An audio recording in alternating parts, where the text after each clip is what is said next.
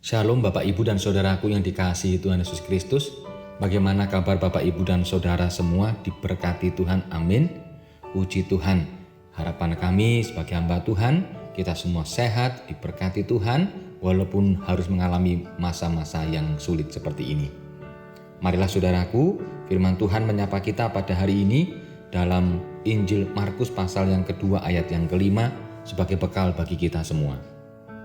Ketika Yesus melihat iman mereka, berkatalah ia kepada orang lumpuh itu, "Hai anakku, dosamu sudah diampuni."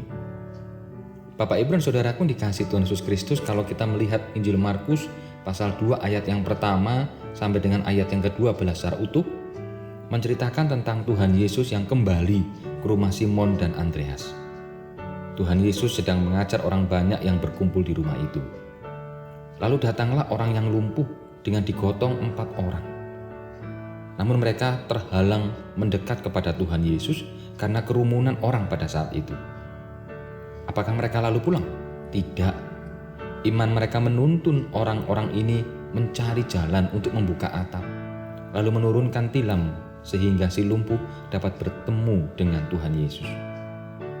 Iman bukanlah masalah pribadi, tetapi juga merupakan masalah persekutuan. Pada satu sisi memang benar bahwa iman itu adalah keputusan pribadi. Tidak mungkin seseorang hanya sekedar ikut-ikutan dalam menjalankan kehidupan imaniahnya. Hal ini harus didasari penghayatan pribadi pada sikap dan perilaku sebagai refleksi iman. Namun demikian, di sisi lain, iman hidup dalam persekutuan yang ikut mempengaruhi iman seseorang. Iman yang terbentuk dan terbangun dalam diri seseorang pasti dipengaruhi oleh interaksi dengan iman orang lain, entah melalui anggota keluarga, entah dengan teman, bahkan dalam persekutuan jemaat. Dalam kisah di atas, kita dapat menghayati, nampak jelas bagaimana kerjasama yang mendasarkan iman pribadi dan iman orang lain bisa saling menumbuhkan jalan keluar sehingga menyelamatkan dan memulihkan. Dengan iman, marilah kita jalani kehidupan tanpa ragu dan berserah kepada Tuhan. Yakinlah bahwa dengan bersama-sama kita pasti bisa melewati masa-masa yang sulit ini. Kiranya Tuhan menolong dan memberkati kita. Amin. Mari kita berdoa.